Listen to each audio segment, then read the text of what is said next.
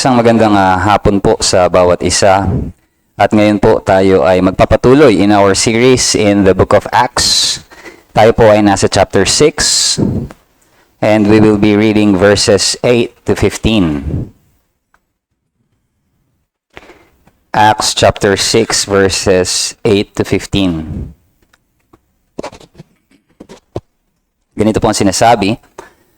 Si Esteban, na puspos ng biyaya at kapangyarihan, ay gumawa ng mga dakilang kababalaghan at mga tanda sa mga tao. Ngunit tumayo ang ilan mula sa sinagoga na tinatawag na mga Pinalaya at ng mga Sireneo at mga Alejandrino at ng mga taga-Cilicia at taga-Asya at nakipagtalo kay Esteban. Ngunit hindi sila makasalungat sa karunungan at espiritu na sa pamamagitan nito'y nagsasalita siya. Nang magkagayoy lihim nilang sinulsulan ng ilang lalaki na nagsasabi, narinig naming nagsasalita siya ng mga salitang kalapastanganan laban kay Moises at sa Diyos. Kanilang sinulsulan ng mga taong bayan, maging ang mga matatanda at ang mga eskriba, siya'y kanilang hinarap, hinuli at dinala sa Sanhedrin. Nagharap sila ng mga sinungaling na saksi na nagsabi ang taong ito'y hindi tumitigil sa pagsasalita ng mga salitang laban sa dakong banal na ito at sa kautusan, sapagkat narinig naming kanyang sinabi na wawasakin nitong si Jesus na taga Nazaret ang dakong ito at babaguhin ang mga kaugaliang ipinamana sa atin ni Moises. Nakita ng lahat ng nakaupo sa Sanhedrin na nakatitig sa kanya na ang kanyang muka ay katulad ng mukha ng isang anghel. Tayo po'y manalangin. Aming Diyos, kagaya ng aming binasa, tunay nga ang iyong mga anak na tapat sa katotohanan ng iyong salita ay maaaring makaranas ng pag-uusig at paglaban ng mundo. Ngunit sa oras na ito, naway gamitin mo ang iyong salita upang ito'y magbigay, Panginoon, ng tapang upang kami patuloy na manindigan sa katotohanan. Sa iyo kami tumitingin sa oras na ito, kami samahan mo, Panginoon. Kami iyong turuan, buksan ang aming mga isipan at ang aming mga puso sa oras na ito. Sa pangalan ng aming Panginoong Hesus. Amen. Ito pong mga nagdaang mga taon, maraming mga Kristiyano around the world ay nakakaranas ng misrepresentation at mga accusation dahil lamang sa kanilang paninindigan sa biblikal na katotohanan. Isang pangyayari kagaya na lamang kay Joshua Sutcliffe, isa siyang Kristiyanong guro ng matematika sa UK. And noong 2017, habang siya nagtuturo sa isang school sa Oxford, he was suspended. And later on, dinismissed for allegedly misgendering. Misgendering, yung isang female student biologically na nag-identify as male. Bilang isang lalaki. Anong nangyari? Well, kinomend niya yung mga estudyante niya at ang sabi lang niya ay ganito, "Well done, girls." At dahil kabilang doon yung estudyanteng ito in question, he was suspended and nabigyan siya ng prohibition order na unacceptable professional conduct, na nagkaroon ng legal battle sa kanyang rights to freedom and speech and religion. Can you imagine that? Nag-commend ka lang, "Well done, girls." And dahil, napaka-general nung tinto, pero dahil kasama siya doon, ay naging unprofessional na yung conduct niya. And ito'y bawal. And dahil sa faith niya, pinanindigan niya yung kanyang sinabi. And itong situation na to highlights a broader trend na nangyayari ito ngayon, na parang tinuturing na harmful action yung pag-express ng isang tao sa kanyang pinaniniwalaan. And it is a modern reflection of an old age tactic. Na kapag ka yung katotohanan, china-challenge yung status quo today, madalas ito ay binabaluktot, tinitwist, and those who uphold truth ay makakaranas ng oposisyon. And this brings us to the story ni Stephen. In Acts chapter 6, ito yung parang nakikita natin. He was described as someone na puno ng biyaya, kapangyarihan. He was performing great wonders and signs sa mga tao. And he was speaking the truth about Jesus, pero nagkaroon ng opposition. Itong opposition na to, they were unable na siya ay i-refute yung karunungan na ibinigay sa kanya ng banal na espiritu. So, anong ginawa nila? False accusation. And at the same time, he was arrested. And later on, as we are going to see, even as we go to chapter 7, it will lead to his martyrdom. So yung experience na ito ni Stephen is a timeless reality. Na kapag ang katotohanan, it cannot be denied, ang gagawin ng kaaway, it will twist it, distort it, and then it will lead even to persecution. Pero sa gitna ng mga ganitong oposisyon, ang katotohanan ng ebanghelyo ay mananatili. This is the message for this afternoon. The enemy may oppose the truth, but will not overcome it. At dalawang bagay ang titignan natin sa taktika ng kaaway pagdating sa katotohanan. First, we are going to take a look that the enemy twists the truth. And ikalawa, the enemy will be violent against the truth. So dito sa dalawang ito, tatakbo yung ating pagtingin dito sa mga talata na ating binasa. And maalala natin, in chapter 6, ang iglesia at that time ay nakaranas ng administrative challenge. Nagkaroon sila ng problema doon sa distribution. At ang sabi ng mga Hudyo na the Greek-speaking Jews, yung kanilang mga balo, yung mga widows nila ay hindi nabibigyan ng daily distribution. So dinala nila ito sa church. They are being neglected.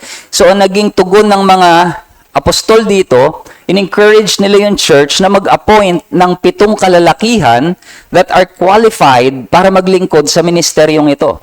And as we have seen the last time we are here in this passage, nakita natin na ito ang pasimula ng diaconate ministry. Isa sa mga 7 lalaking ito ay si Stephen. And he was described as a man full of grace and power. Ang sabi dun sa verse 1, with grace and power ay nagpe-perform itong si Stephen yung ministry niya. Ito ay markado ng biyaya, ng kapangyarihan. So this is going to be a work of mercy, healing, teaching, and even preaching. Nakagaya ng ginagawa ng mga apostol.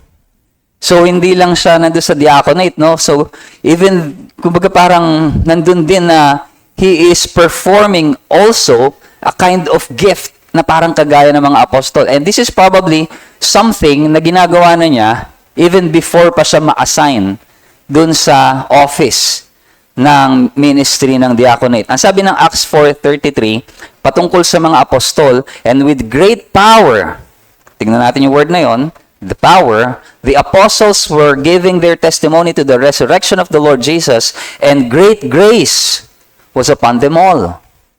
Great power, great grace, at ganito inilarawan si Stephen. Ibig sabihin, pinagpapala ng Diyos ang gawain na pinaglilingkuran ni Stephen to the same degree kung paanong pinagpala ng Diyos ang gawa ng mga apostol. So, Luke was describing the ministry of Stephen, and madalit salita, his ministry was a blessing to the people. Yung mga tao are being blessed by the ministry, pero pansinin ninyo, nagkaroon ng opposition kay Stephen not because of the miracles he was performing, but because of what he preaches. Hindi sila nagreklamo dun sa mga miracles na ginagawa ni Stephen. But yung opposition nila is kung ano yung ipinapangaral ni Stephen. Now, yung term, nakita natin, ang sabi dito ay some of those who belong to the synagogue of the freedmen. So, sinagoga ng mga pinalaya, libertines, ang sabi ng ibang version. Now, itong term na ito is it relates to that group of Jewish prisoners of war. So, mga prisoners of war sila na mga Hudyo under the Romans nung na-capture ang Pompey under the command of Pompey, captured noong 63 BC. At that time, later on, pinalaya itong mga Hudyo na ito, nagkaroon sila ng sariling colony, and then yung mga descendants nila ay na-expel kung nasaan sila later on, kaya naging refuge nila yung Jerusalem. Kung nandun sila sa Jerusalem, they built the synagogue. So, other groups are included, Cyrene, Alexandria, nabasa natin, Cilicia, and Asia. So, itong mga ito were Hellenistic Jews, meaning mga Hudyo sila, pero yung native speaking language nila ay hindi Hebrew, but rather Greek. And so, itong mga taong to, kumbaga titignan natin yung context, very zealous sila. Sabi nga nung ilang commentators, mas zealous pa sila dun sa mga Hudyo na laki sa Jerusalem. Kasi sila, coming from the outside, so pagdating nila dun, mas, yung zealousness nila. Mas pine-perform nila. And these men argued with Stephen. Nakipagtalo sila, nakipag-discuss sila kay Stephen, they disputed with Stephen, and ang sabi dito, itong mga Hudyong to, they were unable to stand up against the wisdom na mayroon kay Stephen. So itong mga to, tinitignan nila yung mga sarili nila as the defender of the law of Moses, the temple, and yung mga religious observances. So nakikipag-debate sila kay Stephen dito sa mga points of doctrines na ito na mayroong connection sa pagsamba. At nakita natin, ang sabi sa atin ay, Stephen spoke with wisdom and spirit. Tandaan natin, maalala natin, in verse 3 ng chapter 6, na yung requirement ng isang diaconate, nung i-assign nila, ang sabi, was a man who are full of spirit and wisdom. Spirit and wisdom. And that was how Luke described yung kanilang dispute. But they could not withstand what? The wisdom and the spirit with which he was speaking. Hindi nila kayang, malabanan itong karunungan at ang banal na espiritu na nakay Stephen. Bakit? Why? Because ito yung pangako ng Panginoong Jesucristo sa kanyang mga alagad. Wisdom na kahit yung mga opponents, yung mga lalaban sa kanila, they will not be able to refute them. At ito'y katotohanan sa buhay ni Stephen. If you remember in Luke 21:15, ang sabi ng Panginoong Jesucristo dyan, "For I will give you a mouth and wisdom which none of your adversaries will be able to withstand or contradict." Ito yung pangako ng Panginoong Jesucristo. Even in Matthew 10:19-20, ang sabi dyan, "When they deliver you, do not be anxious how you are to speak or what you are to say. For what you are to say will be given to you in that hour. For it is not you who speak, but the Spirit of your Father speaking through you." And this is true sa buhay ni Stephen. The Spirit of God with wisdom from above. Etong si Stephen was capable of debating dito sa kanyang mga opponents na galing sa mga sinagoga, at siya na filled with the Holy Spirit was able to rebut lahat ng arguments nila at ipakita yung tamang interpretation ng Scripture. Because that's what probably is happening here. Stephen was a man that is faithful, tapat na ipinapangaral ang katotohanan ng salita ng Diyos. And God gave him wisdom and power of the Holy Spirit to do so. Based sa mga accusations sa kanya regarding Moses, yung fulfillment ng kautusan, at yung temple, possibly, ang pinapangaral ni Stephen is that Jesus is the true and better Moses. And Jesus is the fulfillment of the law. And Jesus is the true temple where God dwells with His people. So maaaring itinuturo niya, using the Old Testament, yung fulfillment ng mga ito sa Panginoong Jesucristo. And they were not able to rebut. They were not able to withstand itong karunungan na ito ni Stephen, given by the Holy Spirit. Pero para sa mga yumayakap pa rin doon sa kautusan ni Moises, sa templo, tinitignan nila yung the temple, that physical temple, as the ultimate. Itong katuruan na to is threatening. Sabi nga, 'di ba, babaguhin daw nito yung custom ni Moses.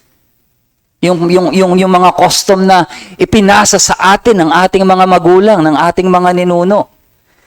So ano nangyayari nung hindi na nila ma-refute? They were not able to withstand the truth of what Stephen faithfully preaches. Ang sabi dito, they resorted to distortion and deceit. Ito na. Binaluktot na nila yung katotohanan. Then they secretly instigated men, sabi sa verse 11.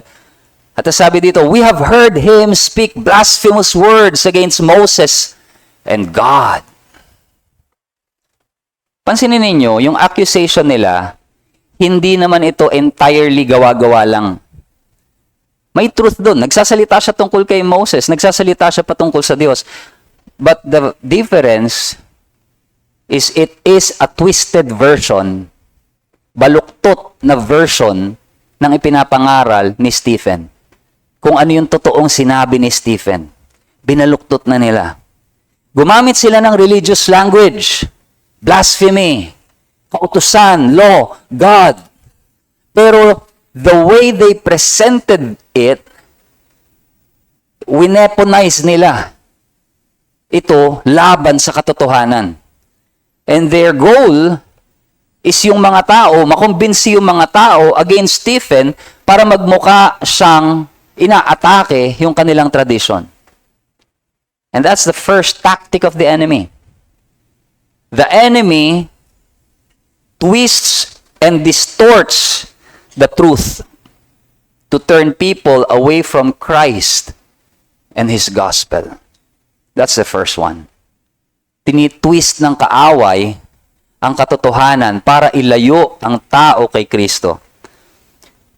And Satan has many means and devices para kalabanin ang ebanghelyo.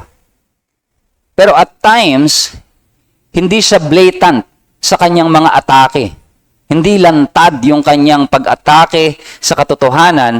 Instead, nag-ooperate siya pailalim. Hindi by outright na idini-deny ang katotohanan. Pero ang ginagawa niya, binabaluktot niya ang katotohanan. Madalit salita, may truth, pero hinahaluan ng error. And this is what makes deception so effective. Kasi may truth dun eh. Tama nga naman yung sinasabi niya. In a sense.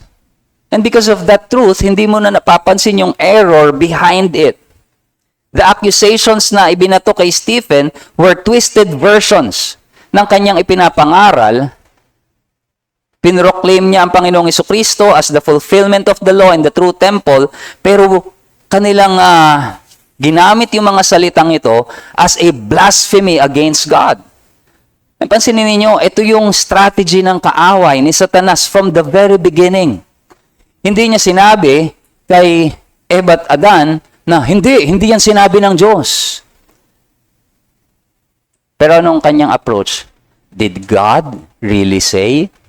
Sinabi ba talaga ng Diyos na huwag kayong kakain ng anumang prutas dito sa hardin? Nagbibigay siya ng doubt. Tinitwist ang katotohanan to undermine the truth. Mixing truth with error.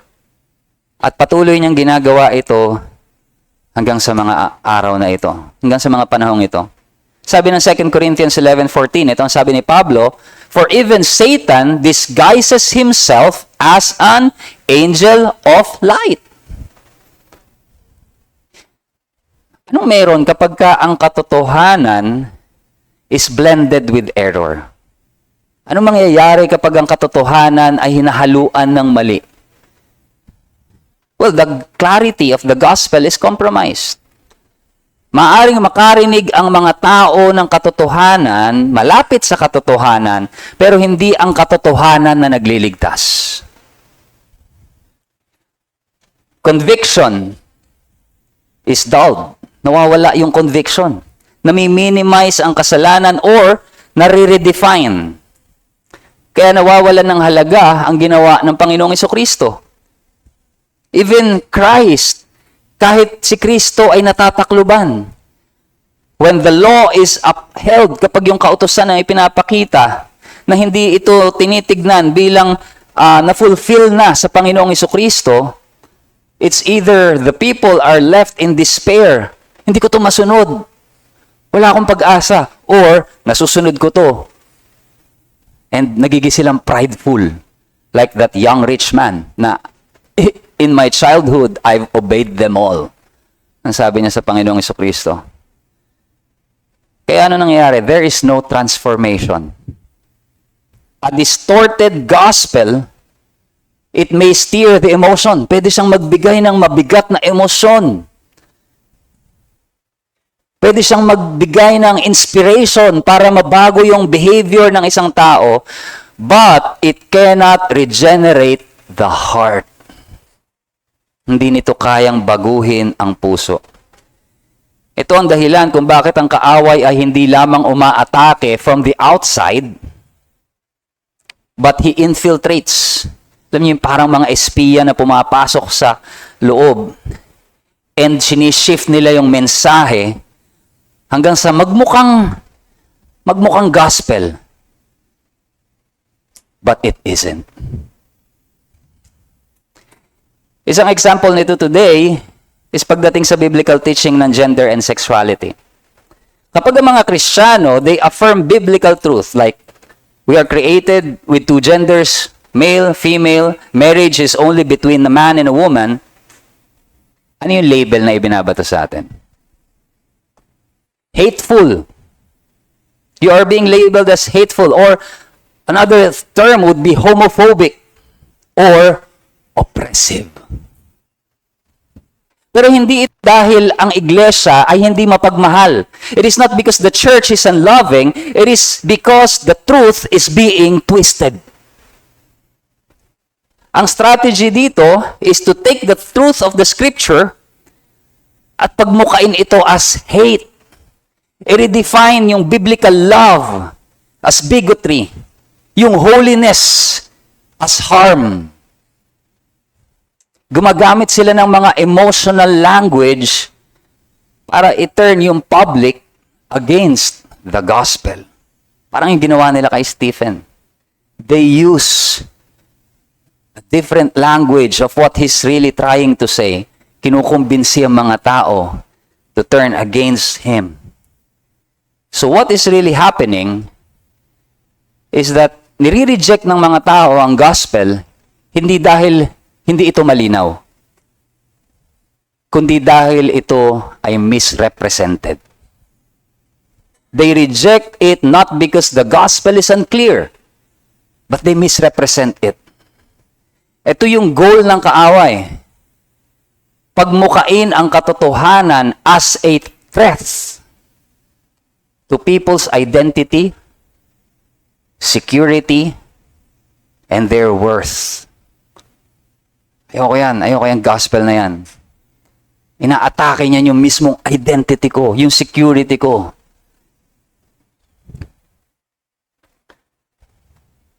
Kaya bilang mga mananampalataya who are concerned for the truth, isang hamon sa atin, mga kapatid, ang tayo ay lumago in wisdom and knowledge of scriptures. Kailangan alam natin ang katotohanan deeply.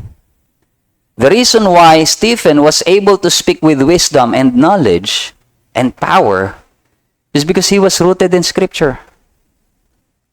Kung lalabanan natin ang pagbabaluktot ng katotohanan sa ating panahon ngayon, kailangan alam natin ang katotohanan for ourselves, para sa ating mga sarili. Sabi ng Colossians 3:16, "Let the word of Christ dwell in you richly." Tinatawagan tayo dito to commit ourselves to a prayerful and humble study of scriptures. Privately, and both within the church. Ito ay upang matutunan natin how to discern the enemy's tactic. Hindi lahat ng estratehiya ng kaaway ay halata o nakikita. Sometimes Satan uses subtle distortions, partial truth, or emotionally appealing lies. Kaya kailangan nating i-test, suriin ang lahat ng ating napapakinggan, even within the church, even within this pulpit. You know, one of the things na I am thankful, minsan nagpipreach kami dito, and minsan out of emotion, meron kami mga nasasabi. And may mga instances, may mga magme-message sa amin na, kapatid, ano ibig mo sabihin dito sa part na to? Parang may mali. Parang, can you clarify? And as you take a look at what you've said, nare-realize din namin na, wow nga no, may point yun. So, kailangan ina-analyze din natin yung mga naririnig natin dito sa pulpit. Hindi lang tayo parang, mga reform naman lahat ng natayo dyan. Pakinggan natin lahat. No, we must test everything in light of the scriptures. And that's good. Because ibig sabihin, even among the members here, ay may mga mature that is watchful to what is being said in this pulpit. So let us learn to identify false teaching, hindi lamang sa sinasabi nito, pero ano yung hindi rin nito sinasabi. Because most of the time, they will live out sin, repentance, and the sufficiency of Christ. Pwedeng puro yung magaganda lang sasabihin nila, pero pansin nyo, minsan inaalis na nila, huwag na natin pag-usapan yung kasalanan, baka ma-offend. Baka hindi pa sila ready marinig yung mga bagay na yan. Sabihin lang natin, we made mistakes. But don't use the term sin. Sabihin natin, nobody's perfect. But don't use the word rebel against God. Let us be careful, discern the enemy's tactic. Alam niyo, nung early centuries ng church, ang mga Kristiyano, they were falsely accused of being misunderstood. Hindi dahil gumagawa sila ng masama, pero dahil na bumuhay sila sa katotohanan ni Kristo. And this is how the enemy twisted their faith. Ito yung mga accusation sa kanila. Listen to this. Yung mga Kristiyano, they were accused of being atheist. Yung mga Christians were accused of being atheists. Why? Because ayaw nilang sumamba sa mga Roman gods or ayaw nilang mag-bow down sa emperor. Kaya ang sabi nila, yung exclusive worship ng mga Kristiyano to the one true God ay kanilang dinistort at sinabi ang mga hindi sumasamba sa Diyos. They are godless and they are dangerous. So tinawag silang atheist. Because they refuse to worship pantheons of gods. They were accused of practicing incest. Can you imagine that? Bakit? Kasi tinatawag nila yung isa't isa na brother, sister. And then they spoke about love feast.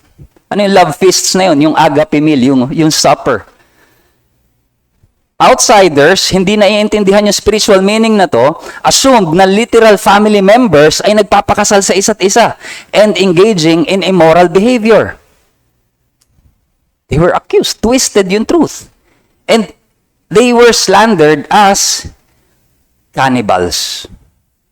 Bakit cannibals? Kumakain ng katawan at dugo ng Panginoong Jesucristo. Without understanding this ordinance, para sa kanila, they were horrified na naririnig nila. Ano narinig namin? Nagtitipon yung mga Kristiyanong yan, kumakain ng katawan at dugo nung kanilang sinasamba.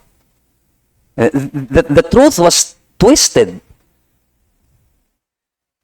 Pero ano yung resulta? Even though there were lies, nanatili ang katotohanan. The church grew, hindi sa pamamagitan ng compromise, but by standing firm in the truth. Kagaya ni Stephen, the early church, the early Christians, testified boldly, suffered with joy, at nagtiwala sila kay Kristo. Yung makikita natin, going back to our text, nasabi sa verse 12, and they stirred up the people and the elders and the scribes, and they came upon him and seized him and brought him before the council. So the first tactic of the enemy is to twist the truth, pero if it doesn't work, they will resort to violence. Yung opposition, nagawa nilang isway yung opinion ng mga tao. And remember, itong mga taong ito yung pinagmiministeryuhan din ni Stephen. And the elders and the scribes, makikita natin napaka-fickle-minded ng mga tao sa kanilang opinion. At ganon din sila sa Panginoong Jesucristo. Isang araw, sumisigaw sila, Hosanna to the highest, pagpasok ng Panginoon, and then after a week, they are shouting, crucify Him. In the same way, ganitong itong mga taong ito dito. And so, from twisting the truth, they moved to persecution. Ang sabi dyan, they seized him. Meaning, they caught, they dragged him. Ito yung isang sabi ng, yung ginamit na word dito is a forceful or sudden action. Seizing or carrying away. May idea with the urgency of power. Binigla, na he was seized. At ang sabi dyan, they set up false witness. Na ang sabi ng mga false witness na ito, this man never ceases to speak words against this holy place and the law, for we have heard him say that Jesus of Nazareth will destroy this place and will change the custom that Moses delivered to us. So, gumamit sila ng mga bulaang mga testigo. And dun pa lang sa kanilang accusation, this man never ceases. Hindi tumitigil yung taong yan. It's obviously an exaggeration sapagkat nangangaral si Stephen from time to time ng good news with the miracles.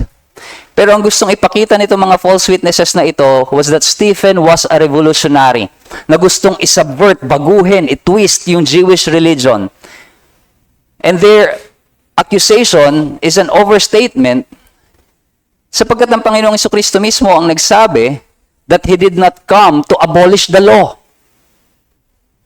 but to fulfill them. Sabi niya sa Matthew 5:17. So, yung kanilang accusation na Stephen was speaking against the law, si Christ mismo na ipinapangaral ni Stephen came to fulfill the law. So, dito pa lang makikita na natin yung misdirection nila.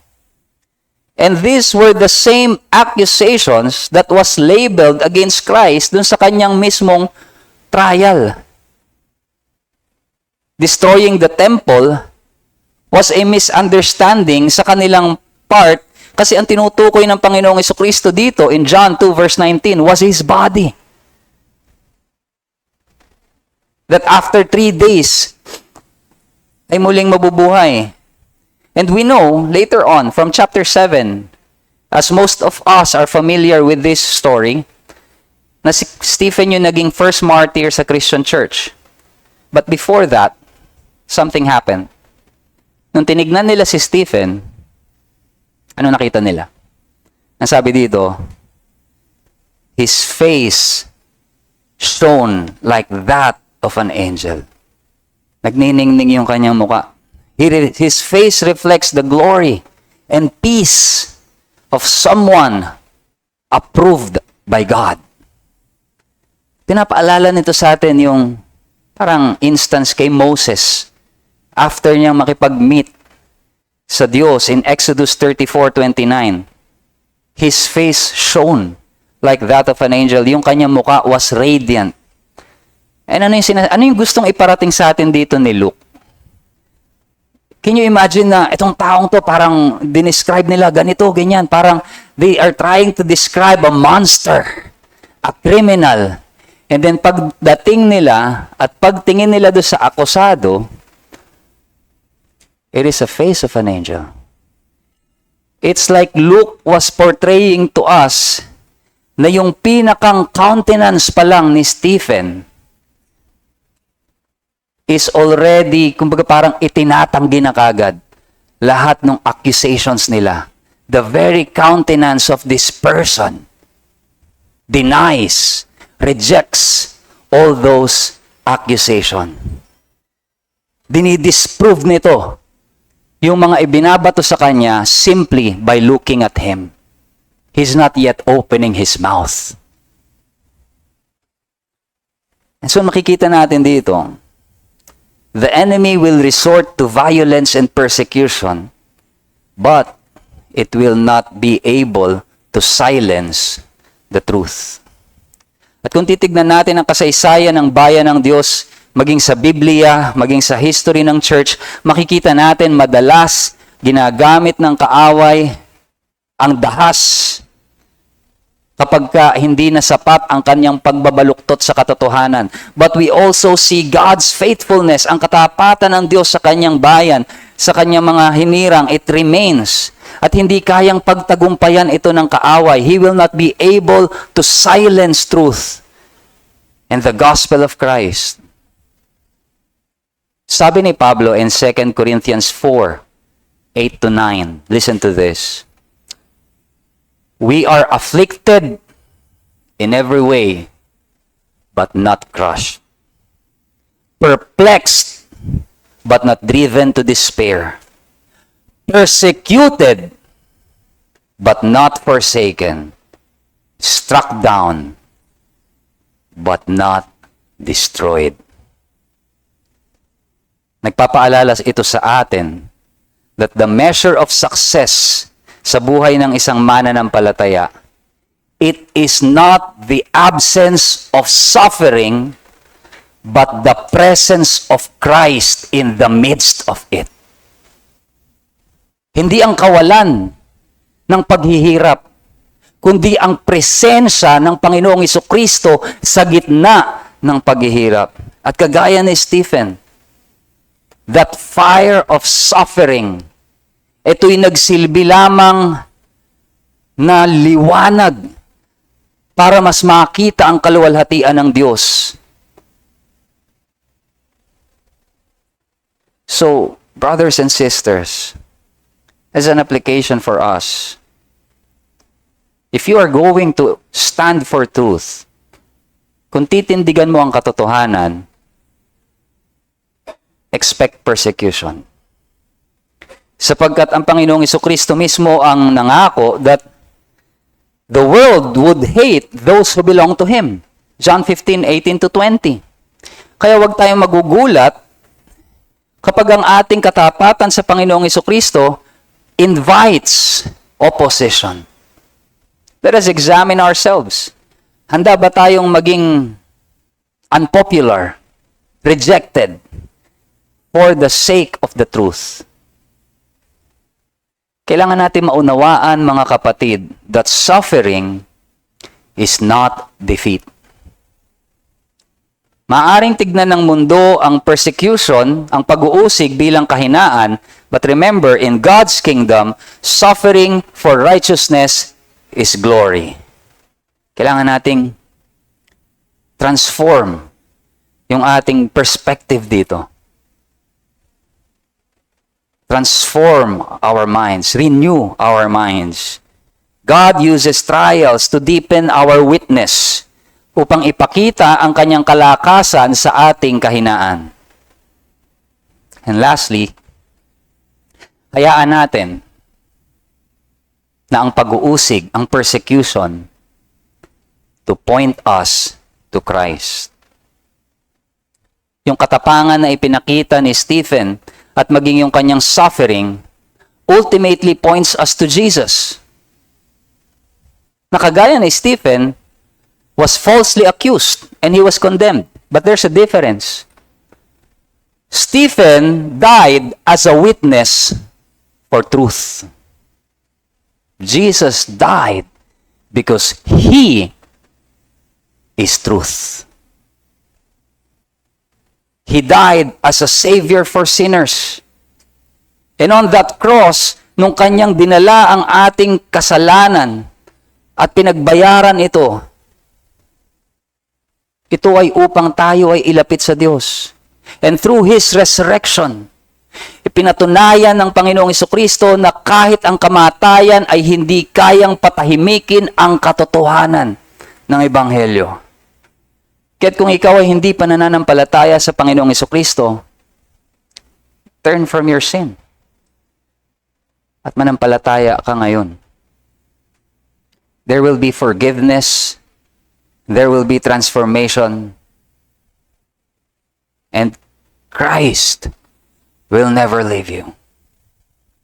Kagaya ng buhay ni Stephen, tignan natin, nawa itong buhay na ito na ating tinitignan ngayon, lead you to Jesus, who is the only one who can save you and keep you forever. Later on in chapter 7, after all this, nung nagre-rage na ngayon, nandun na yung galit, yung puot ng mga Sanhedrin sa kanya. Ano yung nakita ni Stephen? I see the Son of God. The right hand of God. Ang nakita niya ang Panginoong Jesucristo.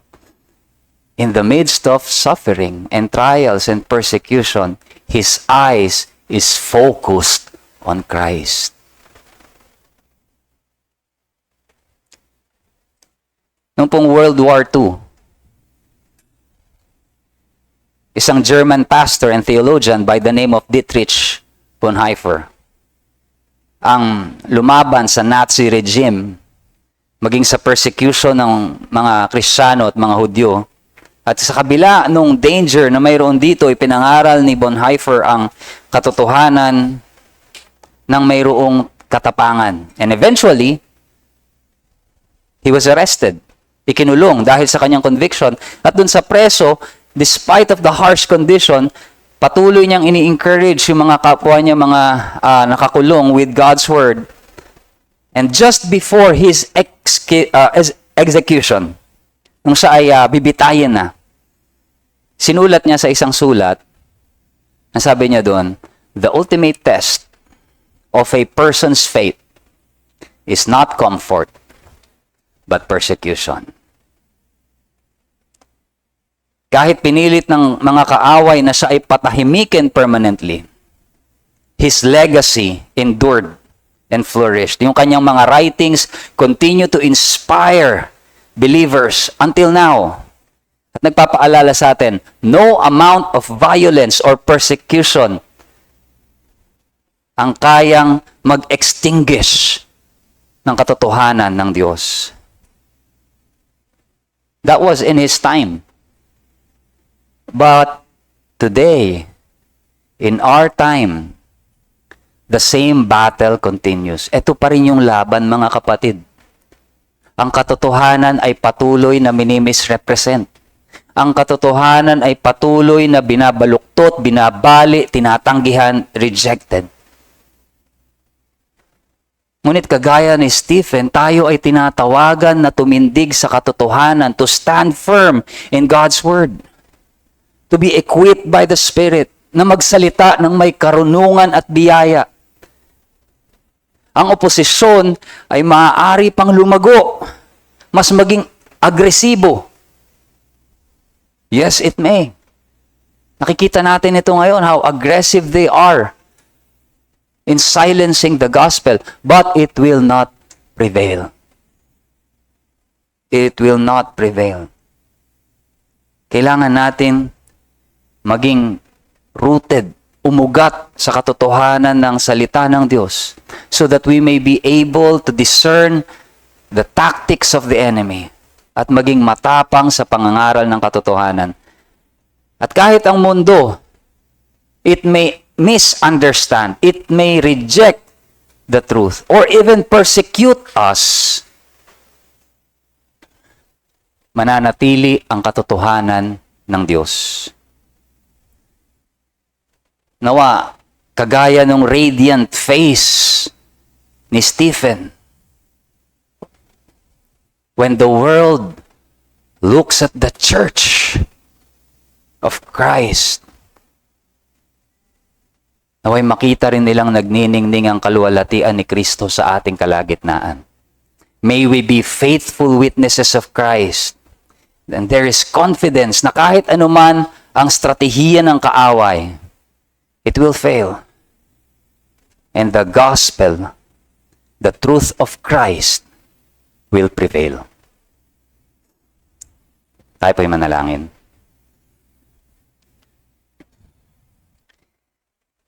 Tunay nga aming Diyos, sa aming panahon ngayon ay maraming mga oposisyon that wants to silence the truth. They distort, O God, and misrepresent the truth of the gospel. Kaya tulungan mo kami, Panginoon, na iyong iglesia, the pillar and buttress of truth, na ito ay patuloy na maipahayag ng may katapangan, may kalinawan, at hindi lang yun, higit sa lahat, ito ay makita sa amin. Nagliliwanag sa aming mga muka, sa aming mga buhay. May we not only present the gospel, but may we also present Christ with our lives, not only with our mouths. Na kahit hindi pa namin binubuksan ang aming mga bibig, ay nakikita na ang iyong liwanag, Panginoon, sa iyong iglesia. Tulungan mo kami, Panginoon, sapagkat hindi ito mapangyayari nang wala ang iyong biyaya, nang wala ang iyong espiritu sa amin. Help us, O Lord, transform us in your image. And may this be an encouragement for us. Use your word. In Jesus' name we pray. Amen.